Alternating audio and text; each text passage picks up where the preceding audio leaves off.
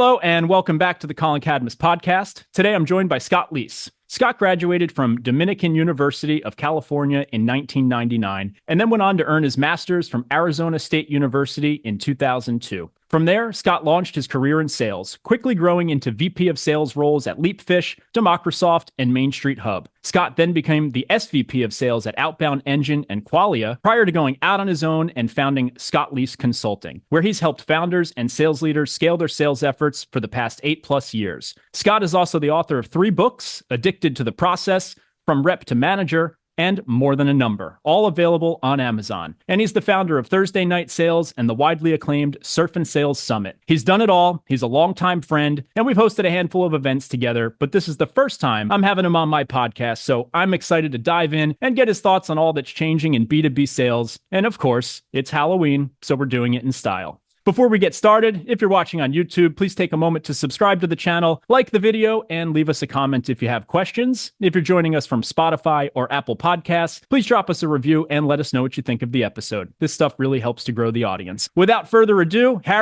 Scott, thanks for joining me, and welcome to the show. What's up, Lloyd? Collin, how are you? How we doing? The name's Lloyd Christmas. Yeah. You look good, man. We look good. Dude, we look incredible right now. Your hat is superior to mine, though. I don't know why we ordered.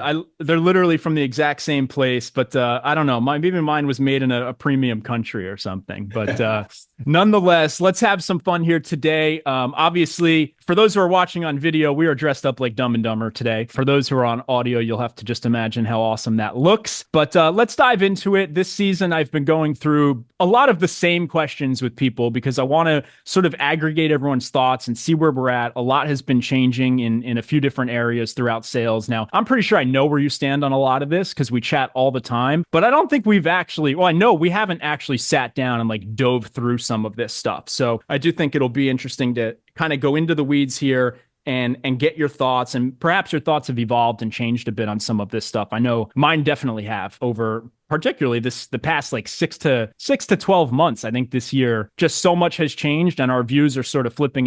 So I'm excited to get your thoughts here. But let's dive in. I've got 7 different questions and I want to start with a good baseline here about B2B outbound. What is broken with B2B outbound and how do you think we got here? Well, maybe let's start with how we got here. If you go all the way back in time before we were utilizing the telephone nonstop, everything was face-to-face. And then all of a sudden we discovered that we could use the telephone to get a hold of people and be in a million places on the other side of the world in no time flat. And then we decided that wasn't good enough. So we built all these parallel dialers, and now you can make, 5,000 calls a day and it's ringing 10 different places simultaneously and you just answer, right? So we kind of abused that. And we exploited the telephone and it became full of spammers and junk calls and political advertisements and all this kind of thing. So the phone no longer became like a special event. It became something that made us recoil. We were on the defensive. When the phone rings, we think, oh God, who's trying to bother me now, right? So in our infinite wisdom, we decided, well, maybe there's a better, easier way than the phone. Let's use email. So we started emailing everybody and it started off, fine. And it was a treat and we'd get emails and be like, oh, Collin wrote me. I wonder what he had to say, right? Well, then we decided to exploit the hell out of email and we built these spam cannon tools, these sales enablement tools, and we programmatically put all the same kind of templated emails into the system and fired off 5,000 a day. And we ruined email and we exploited the hell out of email. And we've done the same thing with social on some level to LinkedIn. You get these same kind of templated emails all over the place, right? So we got here because we find something that works and then we exploit the hell out of it and then we move on, which one could argue is a very human thing that we do even outside of B2B tech and B2B sales. So the number one thing that is broken that everybody talks about, regardless of stage of company, product or industry or any of this stuff, the number one thing I hear all the time is it is impossible to get a hold of somebody. It's impossible to get their attention. It's impossible to book meetings. It's basically impossible to build pipeline. And so everybody has a top of funnel problem. Well said. I like that you said you said a couple of things that were great there. Spam cannon tool. I've never heard that before. Yeah. I gotta use that. It's perfect. And so far the theme of your answer is very consistent with what mostly everyone has been saying is really we're a victim of our own success. You said it's a human thing. It's also a capitalist thing, right? Yeah. Capitalism will build things and building things will break things because it becomes commoditized. Right. And so, someone was talking the other day about copycats and stuff. And it's the same thing in technology as it is with our sales strategy. It's like something works, everyone copies it, and that makes it not work anymore. And the nice thing about that, at least in the tech world, is it forces people to then come up with something better. For sales, that's quite difficult because how can you just keep coming up with something new? Eventually, it's like we're running out of tricks in the book. And I think that's why we are almost seeing a reverse to some of the old school things that used to work because we're not building tech, we're just selling. And so like if the new innovative things, the spam cannons, so to speak, aren't working anymore, it's like we got to kind of go back to some of the things that did work with perhaps like a modern spin on them. And I think that's a bit of perhaps what we're seeing. And we'll dive into some of those things here. But let's dive into growth at all costs. These topics overlap quite a bit. I want to get your thoughts on that. So I've had some good convos here about what's happening with growth at all costs. Is that model just disappearing? Is it splitting off into two different sections? I think the latter. I think that we're seeing a new model sort of be birthed here, which is like a hyper efficient, perhaps like full cycle type of sales rep. Perhaps we're not hiring 100 SDRs. We want to scale demand ahead of headcount, that type of thing. Perhaps they're remote, so they're staying a bit lean. So I'm seeing companies sort of pick. Like, are we going to go in this efficient direction or we're going to raise a ton of money and just go nuts, in the growth at all cost model? What is your thought there? What do you think's happening there? Well, I'm seeing and hearing less people choose the raise a ton of money, growth at all costs, let's hire 1 million people strategy. I'm not really seeing that from my vantage point. The only places I'm really seeing it are two. One, people who've already committed to it. So they raise that money and like they just have to. And then like the Ripplings of the world, right? Where they're just like, they have this super, well-fit product, CEO with tons of experience. They need the market share. Yeah. That's really the only places I'm seeing it. I'm not seeing a ton of new companies going after that. That makes sense to me. I mean, I primarily am working with sort of seed stage to Series B kind of companies. Those are most of the conversations that I have. So for you to have that perspective when you're talking about the Ripplings of the world and people who've already they're already pot committed to this growth of all cost thing. Yeah, that makes sense to me. But the newer companies that I'm talking to and encountering, they're resisting that. It's also partially, you could argue, partially because it's very difficult to raise a bunch of money right now. That's a big part of it. If that flips, then I wonder how resistant people would be suddenly to growth at all costs again. But right now, it's difficult to raise all that kind of money. They're certainly trying to be capital efficient. They're slow to hire and spend big on headcount on the sales and revenue side of the house. So I don't know that equates to them having fully figured out how we're supposed to grow and hit the milestones we need to hit in order to succeed. But there's certainly been a shift. You hit the nail on the head there. And so that's the financial piece is a big one. And that's what I got hung up on, I don't know, almost a year ago at this point, which is that, the financial market, the economy sort of dictates all this stuff. If money is cheap, well, then let's grow at all costs. Let's raise a ton of money. All of a sudden, interest rates are up, investors are sort of holding back. And at the same time, you have AI entering the sphere. So people are like, whoa, let's pump the brakes. We don't really know what's going to happen here. I don't want to invest in something that's going to get leapfrogged in 6 months by OpenAI. And so I think there's that element to it. But Mark Cosaglo brought up something that I hadn't thought of. And he said, because I said to him, well, do you think we'll just go back to growth at all costs when money's cheap again, right? And most people are like, yeah, probably there'll be some sort of return to that. But Mark Cosaglo and Jocko van der Kooi both had different takes on that, where they said probably not. They said maybe there'll be somewhat of a return to it, like some people will go. But Mark made a really strong point, which is that it just doesn't work the way it used to, because people are blocking the cold emails, they're blocking the spam. We're selling to the younger generation who also just doesn't pick up the phone. And so all of these things, it's like, well, can we even just go back to it? Probably not the way that we did. Yeah. Now, of course, people will make these arguments like, well, I'm working at a company right now and it's working fine. And like, we're doing outbound. And like, when you talk about macro trends, you got to zoom out. You have to think big picture. You have to look at trends of like, where is it headed? Not where are you today? Something may be working today, but if it's declining by 0.5% every year, you got to wake up and start to have these conversations. So I just wanted to throw that in there. Yeah. But I probably skew way more towards Mark and Jocko's point of view. Yeah. I do too after hearing them say it. Yeah, there's just too much evidence. If you just look at how human behavior is changing just in general. Like, I don't talk on the phone almost ever. Just in my general. phone's on silent all day. 24/7, my ringer is off all the time.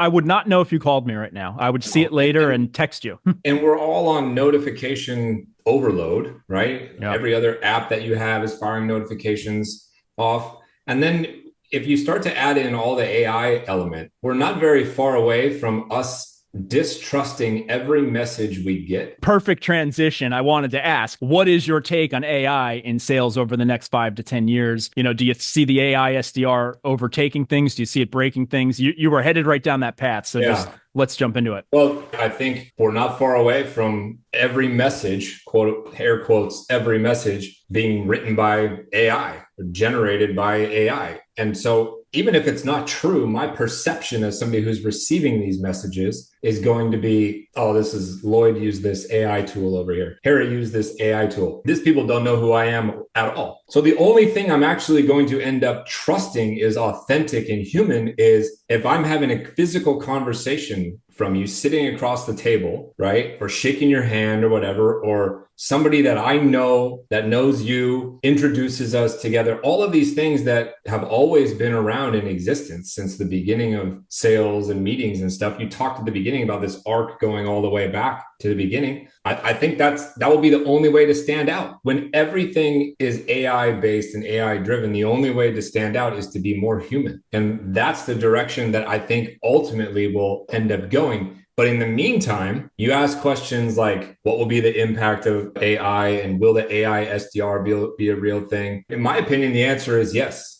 It's going to be a real thing, which people laugh at me right now because they're thinking about the quality of the tech right now and its ability right now. But you're not thinking about the fact that this tech is like quintupling in power every couple months. It self-iterates. Right? Yes. So now it doesn't work very good and it doesn't make a ton of sense. You mean to tell me in 2 years, 5 years, 10 years from now, you don't think it will be better? You don't think it will be indistinguishable? And by the way, you don't think that the way people buy will change? Think about this. When I was a kid, or even 20 years ago, there's no way in hell I would have thought to myself, I'll just buy a car sight unseen off the internet.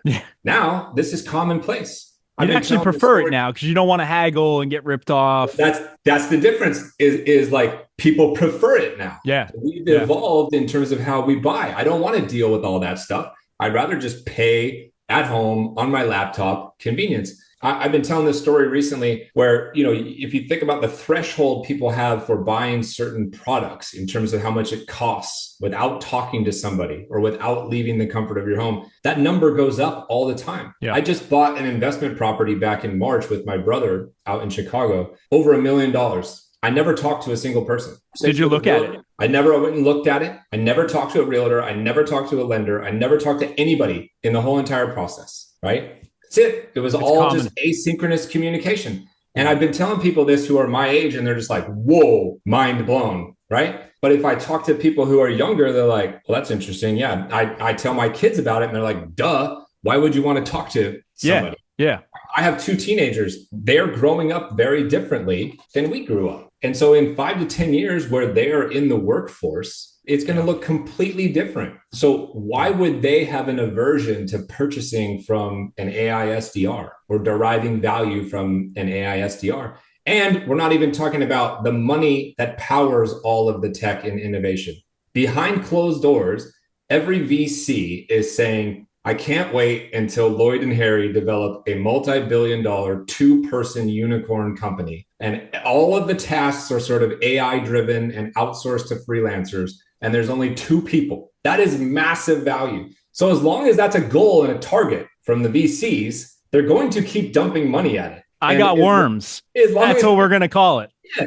As long as people believe that this is possible, people are going to keep trying to get it right. So is it inevitable? Yes, it feels inevitable to me. And then after a while, there's going to be a problem with that. And people are going to miss some of the human connection and it'll probably come back around. That's kind of how I'm looking at it. So I think you're right. You're hitting the nail on the head. I actually think there's another element of it too, which is on the buying side. And I think it was actually, I forget now who it was. It might've been the CEO of Yuri of AI SDR who brought this up on the pod, who's saying like, if we have AI that's going to help us sell, like, you're going to also have AI in the buying side. Oh yeah. And we're already seeing sort of early phases of this with like people managing their inbox with tools like Fixer or whatnot. Like we're probably not far away. If AI is going to write the sales emails, it's going to be AI reading the emails too, and maybe pointing out what you should reply to. But I actually think that's even maybe a little short-sighted. I think probably where we're headed, because you really hit it right there when you said like the kids they have different behaviors, right? And I used this example before. I asked my niece last Christmas, do you know what Christmas is? Like, do you know what it means, what it stands for? And she kind of like walked away and then came back and started giving me this ridiculously detailed answer. And I was like, whoa, like, how did you know that? Who taught you that? And then I see that she's talking to her Snapchat AI bot, and it was teaching her about Jesus and the history of Christmas and whatnot. And she was just reciting what she read. And I was thinking like, okay, that's going to be how they're going to buy products, right? They're not going to trust the salesperson. They're not even going to see a need for the salesperson because they're going to already go to the ChatGPT, or perhaps there will be one that's specifically designed for this type of a decision. And so I think we're going to see kind of a new wave of SEO. And like SEO used to be like, how do I get my website to show up in the search results? And now I think it's, how do you get ChatGPT to talk about my CRM when someone asks about CRMs?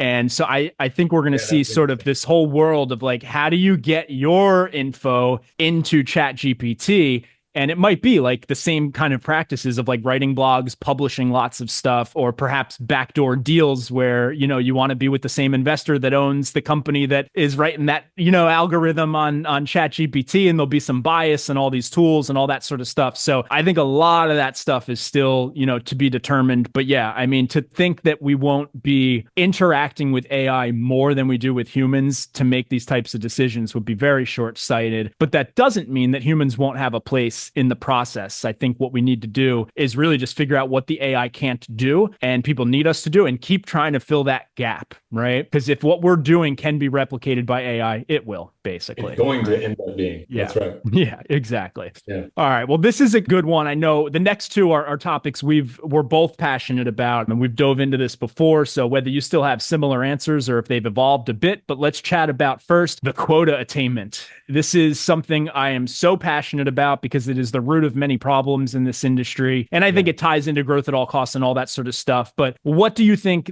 is the reason for low sales quota attainment? For those who don't know, it's below 40% on average across the industry. What do you think is the reason for that? Well, a lot of it is legacy targets and goals that were set based off of funding rounds that were done in the last 5 years or so. So there's people signed up for these big growth numbers, and it's just not possible to hit them. So it's sort of grandfathered into the hell. I think that's some of it, right? And then there's a healthy dose of over optimism, overconfidence, whatever you want to call it. We can buck the trend and defy the odds type of a thing. Sometimes they believe it. Yeah. Sometimes they believe it, but it's delusional. The proof is in the data. Like this, you're overconfident, right? Well, sometimes too, like they'll double their revenue for the first year, and they're like, well, we could do that 3 more years in a row, but they don't realize going from 2 to 4, 4 to 8, 8 to 16, like these numbers become very difficult when you get a few years into doubling or tripling. Yeah.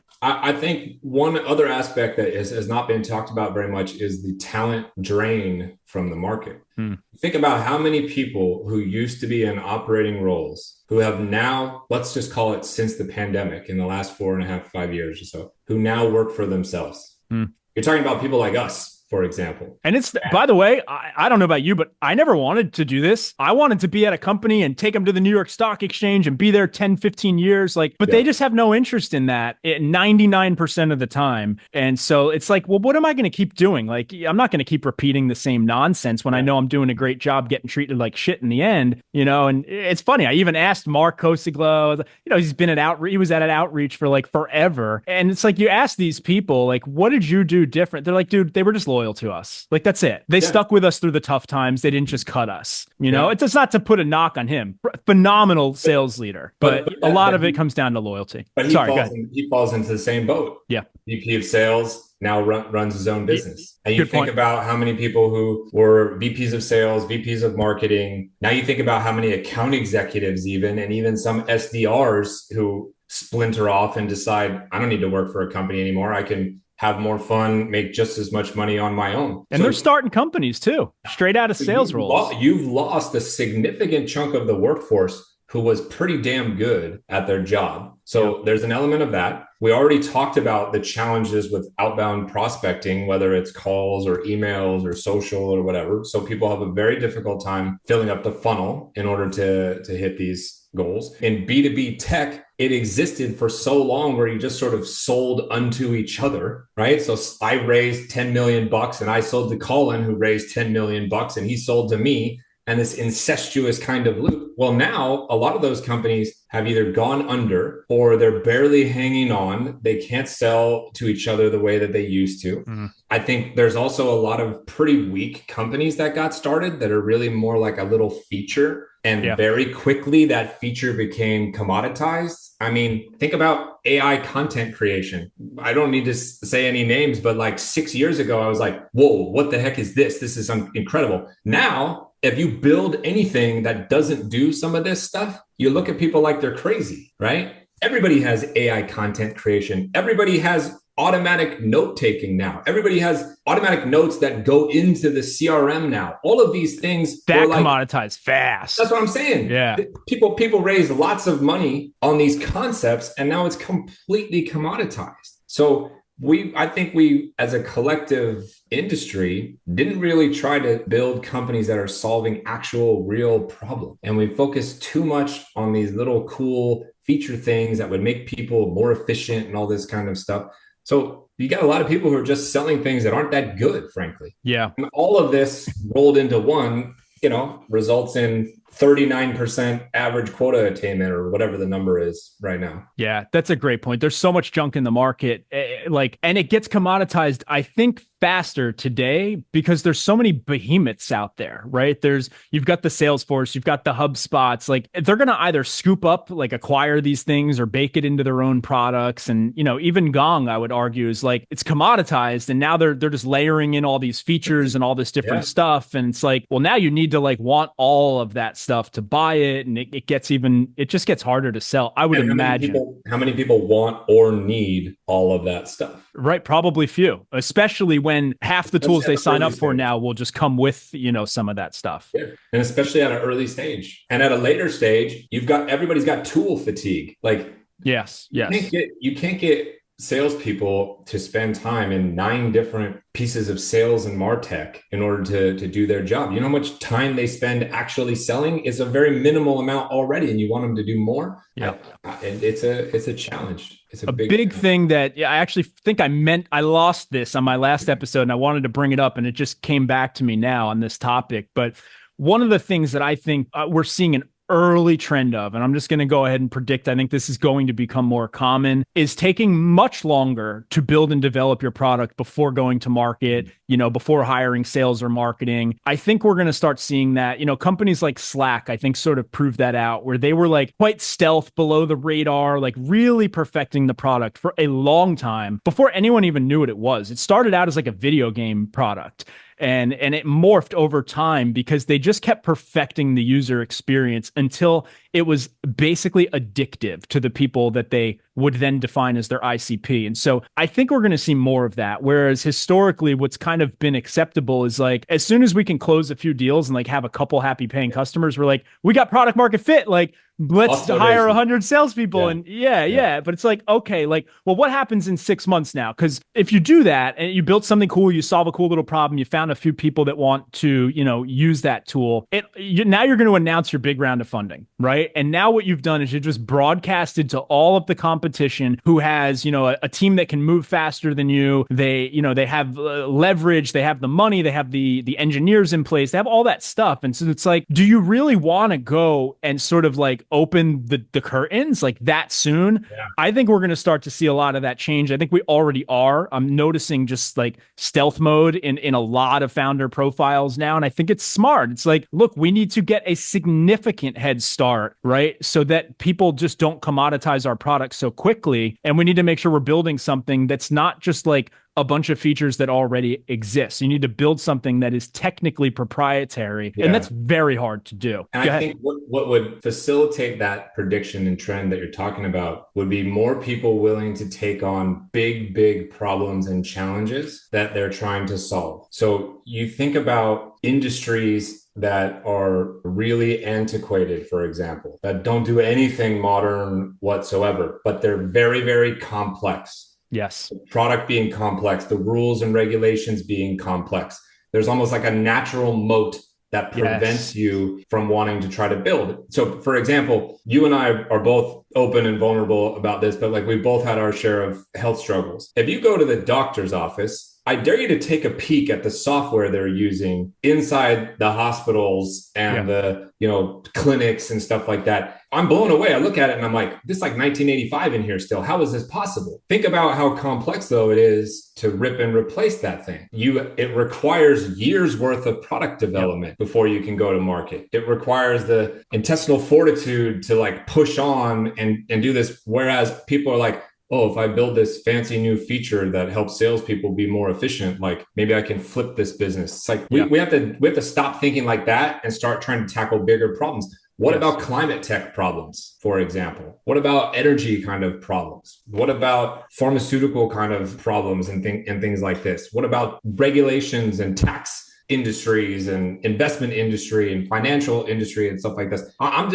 very burnt out on like sales and MarTech stuff. And I've spent the last 6 to 8 years or so in all these random like vertical specific kind of SaaS businesses, building new platforms to make these kind of businesses perform better. And I think it aligns with what you're talking about. You spend a few years actually building this product, making it way better than everything else that's out there. And then you could kind of bring it to market and you see the kind of results, and then you go and try to scale. So I hope that the next kind of wave of founders tries to take on big, difficult kind of challenges that actually maybe will make an impact on the world in some of these industries, not just make it easier to market and sell shit, Yeah, I think Peter Diamandis calls these moonshots. He's a futurist, technologist, big money guy. And I've been watching a lot of his keynotes, and that's what he talks about is he calls it a moonshot idea. And he'll say to you, what's your moonshot? Like, how are you going to change the world? Like, how are you going to think big? And he calls it a moonshot. He's like, shoot for the moon. Like, just imagine you had all the resources, all the everything. Like, what would you do if you were in that situation? And he talks about that, by the way. I mean, this is a lot of pandering and trying to get people excited about, new world and new innovations and stuff. And I think there's a lot of truth behind it. But when they talk about universal basic income, which is something that they say, I won't dive into this in deep, but they say like, if AI replaces a lot of jobs, there's going to need to be some sort of a tax on that since they took human jobs. And then people will just get these payments each month. And eventually we have robots doing most of the shitty work for us. And we just sort of receive some sort of cost of living, stipend. And, people have political beliefs on that and whatnot. But when you look past all of that, what his point is he goes, that's how we get to a world where people can actually focus on moonshots, because you don't have to worry about paying your rent. You don't have to worry about putting clothes on your back or food. That shit's just there. It just exists. And now you can think about like, what do I really want to do in this world? Because I'm not so worried about how I'm going to pay rent next month. So I can think big, and then I can bring these bold ideas to investors and actually see if they'll get behind it. And they'll be more likely to get behind it because they know I can be singularly focused on this because like my cost of living is sort of taken care of. And so that's one of of the things I'm hearing a lot of these futurists and technologists talk about is that they say we are headed toward that world. Now, the timeline and all that is to be debated, but yeah, that aligns well. It's so funny to hear that in the futurist and economist kind of debate, because you could argue that we could and should have been doing this in order to make sales professionals more successful all along. So if you listen to what he's saying, he's saying as long as your basic needs are covered, people can and will actually perform better. Yeah. Instead, we've been paying salespeople $30,000 salaries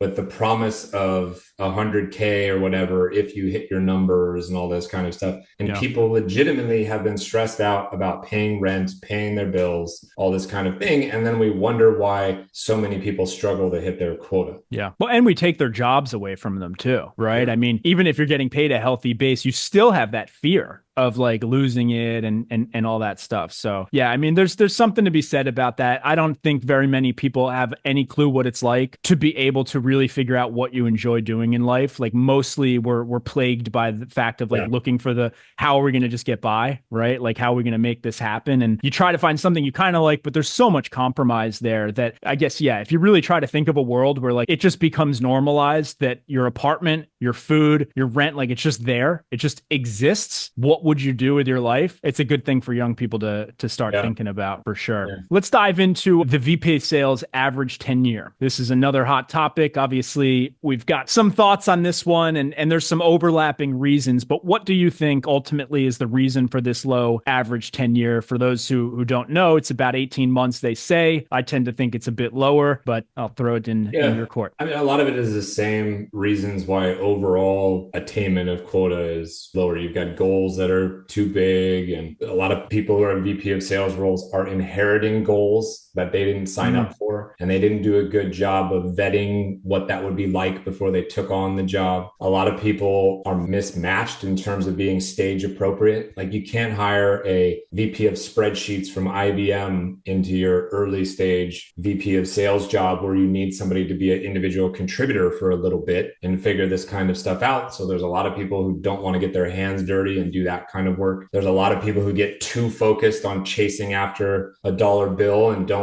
build the foundation. Like they put up a straw house on the edge of the ocean, basically. It looks really cool for about a day until the tide comes up and washes it all away, right? So they didn't do a bunch of foundational kind of elements. They don't get any coaching and training and support. Everybody knows that. That's a problem. All of us were sort of, battlefield promotion types. And all of a sudden it's like, hey, Collin, you're a VP of sales now. Good luck out there. Teach people how to sell, be a leader, think strategically, do all of this kind of thing. You look around and you're like, where? I mean, there's more resources today than ever to learn how to get better, but I'm shocked and amazed how unwilling founders are still to lend support to their head of sales in the form of like, a couple $100 a month coach, even, for example, or some cohort community thing that they can be involved in, right? Or some class or some event or some tool to make their job easier, right? I think another reason is a lot of people don't really understand the rise of RevOps and how critical it is. And they end up getting their time sucked away because they end up being the de facto RevOps person. So rather than being in every deal or trying to close deals yourself or coaching and training your reps, you're fucking around with dashboards and building reports in Salesforce and HubSpot. And they'll tell you not to do it, but it's like, well, someone has to, like, at a certain point, you need that stuff, right? So if you don't have RevOps, like VPs of sales get sucked into that world, and then they neglect the things that they're supposed to be doing, and then all of a sudden, revenue targets start to get missed, and they're just like, oh shit, and they over course correct back this way. It is an epidemic, is what it is. And you and I are both pretty outspoken in support of VPs of sales and how they need to be treated and behave, and people should behave in this role. So I'm kind of a defender of the VP of sales. Somebody told me the other day, I'm doing what I can to try to help people ask the right questions so they know what they're getting into, so they know, who to hire from the founder side, who to say yes to from the VP side.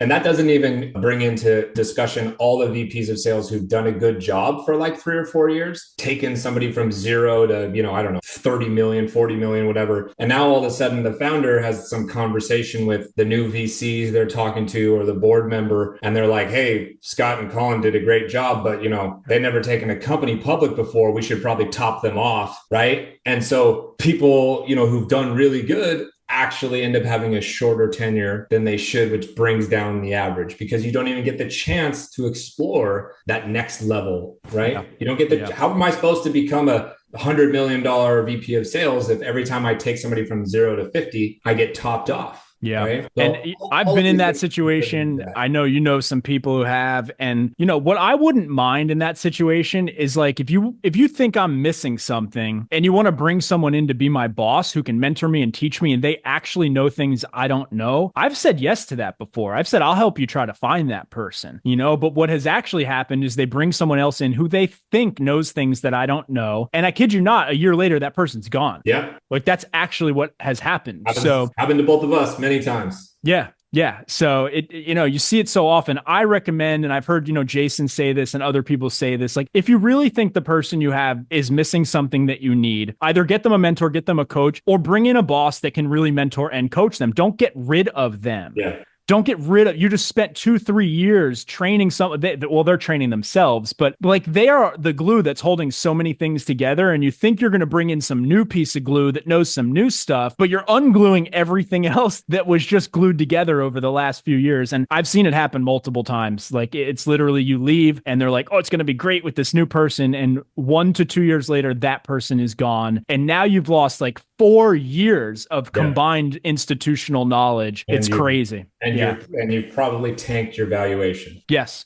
Well, or perhaps they managed to cash out their equity, as they were giving these pitches about these new people coming in. They like to sell secondary or there's an alternative solution, which is just create milestone bonuses around equity. Like if you're bringing one of us in and you have an upfront discussion, like, listen, by the time you get to, 500 people on the team or something, I think you're over your skis and we're going to have to bring in somebody new. Right. But if you get there in such and such time, like we'll automatically give you all 4 years of all of your equity that you would have vested or whatever. We'll pay you out certain bonuses for all this kind of stuff. I would sign up for that. That's the greatest carrot on the stick, man. I never wanted to be a VP of sales at a publicly traded company. But what I did want was to vest all of my equity, which I never did. I was never someplace for 4 years. Instead, what I did do was I would take companies from literally no customers to like $25 million in ARR, $100 million valuation in 2.5 to 3 years, which is literally why they hired me. Except here's the problem. I would only end up with 3 years, 75% of my options. Yeah. Does that seem fair? I'm doing 100% of the job and half the time, you still get half the reward. Because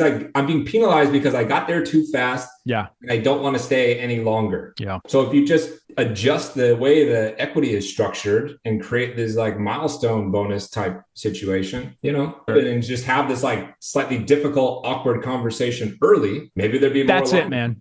That's it. Like get the awkward conversations done early. Have a prenuptial agreement for your VP of sales. Like it is absolutely necessary. I've been through the good, the bad, the ugly with that stuff. And it always helps to have it done and out of the way. And it actually helps on both sides too, right? Because if you're the CEO, what often happens is they spend 6 to 9 months recruiting someone for a VP role. They're paying recruitment fees. They're putting all their time and attention into it. And it's like a big deal for them. And then they eventually pull the trigger and like, they don't even really know what to do after that point. And then if things are not going well, they also don't know what to do. And now they're like scrambling around asking people like, how do I handle this situation? Whereas like, if you just discuss everything up front, like what happens if you fire me in 3 months? Let's hope that doesn't happen, but let's decide what happens if it does right now. That way, when we start, if we get all this stuff out of the way, once we start, we're laser focused on just doing the job. And we know exactly what the outcome is of every scenario. We don't have to waste time thinking about it. So I'm with you, man. And the milestone thing it should just be normalized. It really should. If you can get a VP of sales,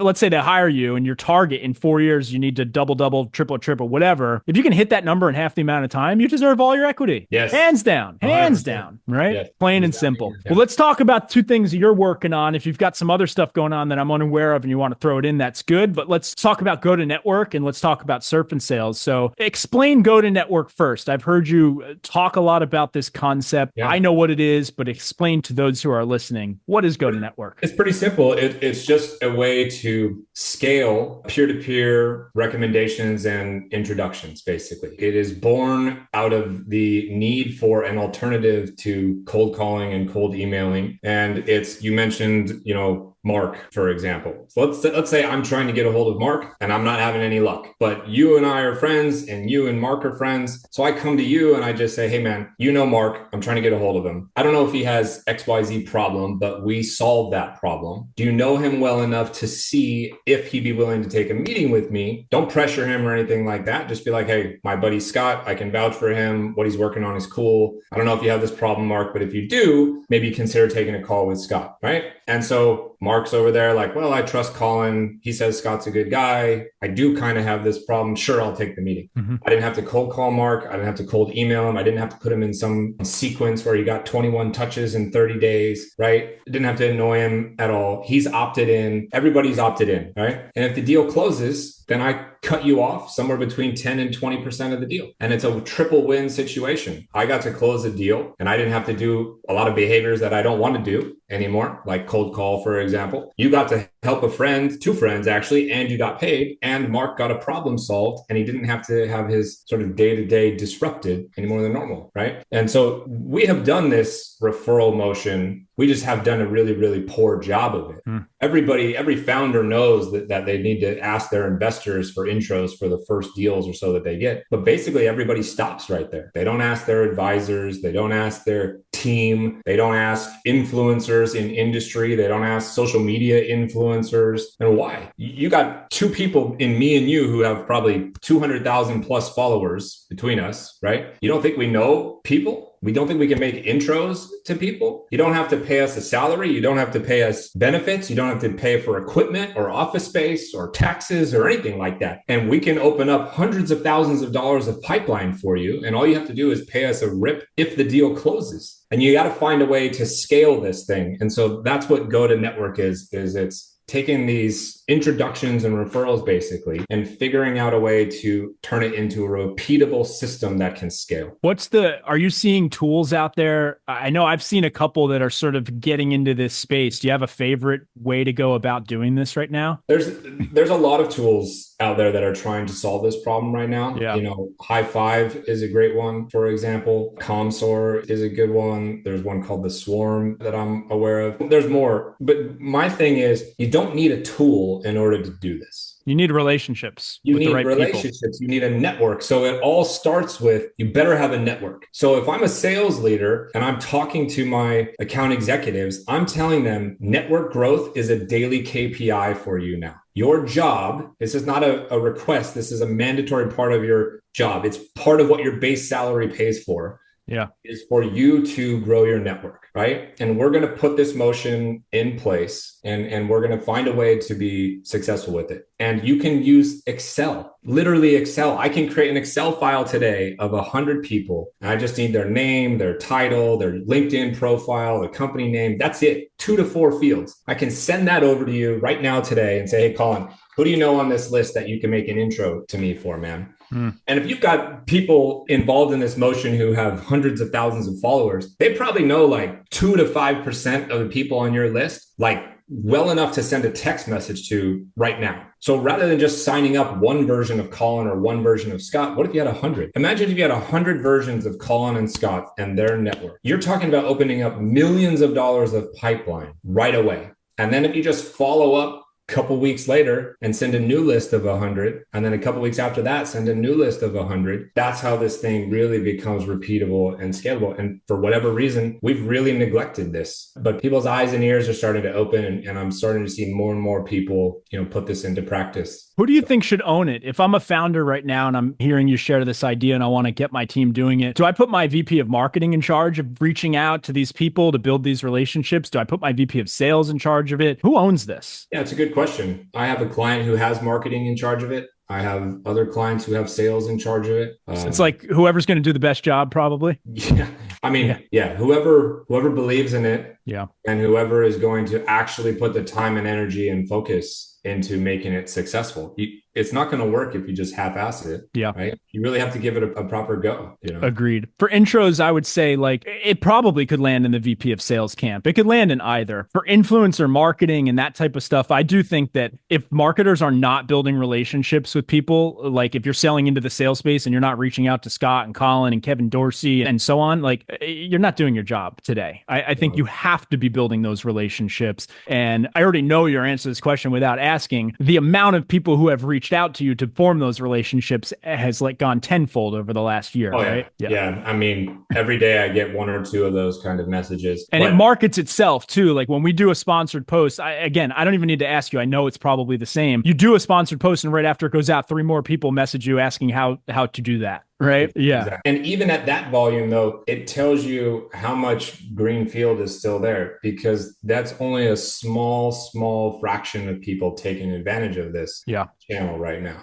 Right. Yeah. But people are slowly picking up on it. And I personally think it's not something that somebody should even think about resisting. It's like, it's going this direction. You should get on board with it now as early as possible. Yes. And be a leader in your space and industry and pioneer this. The losers of this strategy are the ones that are trying to measure the results too closely. And they'll try it once or twice. Like, well, let me pay you to make one post. Right. And it's like, oh, well, it wasn't, we didn't X our revenues. As if you can control the algorithm. Yeah. And nothing works in a small. I mean, if you made one cold call and then judged the outcome, you would stop cold calling. So like, it makes no sense. But this ties back beautifully into what we talked about earlier, which is how younger generations are making decisions. So I think influencer marketing is incredibly important because they're literally programmed to look for influence around things they're going to make decisions with. We have now been programmed over the last few years, like stop trusting the news, stop trusting salespeople, stop trusting doctors, stop trusting all the people that we used to trust. And so people have to look somewhere else to know who to trust. And the natural place it's social media. It's people who are gaining attention for talking about a topic. If I talk about sales every single day, you better hope that I'm going to talk about your sales tool, or like it's not catching the radar of like the right people, not just me specifically, but anyone who's in that realm, right? So I think those relationships are absolutely key. We had a great conversation with Spiff, right? He talked all about that because they spent a bunch of money building out a full group of people on their team. And I would say they were one of the earlier ones to do it, right? And they weren't paying for paid posts and stuff, but they brought people in and they really wanted to have that inner circle, like be a part of the Spiff family, so to speak. And there's so much value there. So lastly, let's talk about Surf and Sales. I know all about it, but share for those who are listening, what is Surf and Sales? How do they get involved? Who should get involved? Whatever you want to cover there. Yeah, it's called the Surf and Sales Summit. It's a micro sales and business conference that we host a couple times a year down in Playa Grande, Costa Rica. It's the exact opposite of what you would think of any other kind of big bloated sales conference. It's held on the beach in Costa Rica. Is a limited number of people, only 20 people per session are allowed to come. We talk about everything from prospecting to branding to entrepreneurship to leadership. We've got people who come from all over the world. We actually have 2 people coming from Finland this year, somebody coming from Ireland. And, it's like a half day of content and learning and then a half day of fun. And we get some local surf instructors to teach people how to surf. And we eat locally sourced and made meals and have some drinks if that's your thing. It's just an immersive kind of learning and networking experience for people who don't want to go to a sales conference and be bombarded by 50,000 people and have their badge scanned 1,000 times and all this kind of stuff. So and super casual, right? Like it's not like during the day you're putting on your button up and going to a conference room. No. It's you're like, chilling. Yeah, you're walking around in flip flops and beach gear and relaxing the whole entire time. And you have an opportunity to surround yourself with some really smart people, and some of these relationships have blossomed into deal flow. They've blossomed into recruiting. They've blossomed into friendships. And so many people who've come have said it's like a really life-changing experience. And so, we've been doing this since 2017 and we keep selling out every year. And we sold out this year. The next one is in a couple of weeks in November. So you can check it out at surfandsales.com if you ever want to learn more about it. I'll put the link below in the show notes as well. So check that out. It's also Scott Leese Consulting scottleaseconsulting.com if you need help growing your sales organization. And where should people follow you? You've got Twitter, LinkedIn. Are those the two main spots? That's the two main spots. I have a TikTok and an Instagram that I'm experimenting with. But really, if you want to get a hold of me, the easiest thing to do is follow me on LinkedIn, shoot me a DM. I try my best to respond to every single one of those still. So that's the best bet. Awesome. Well, as Lloyd Christmas would say, I hate goodbyes. Well said. Well said. Thank you for joining me, Scott. Until next time. All right, man. Cheers.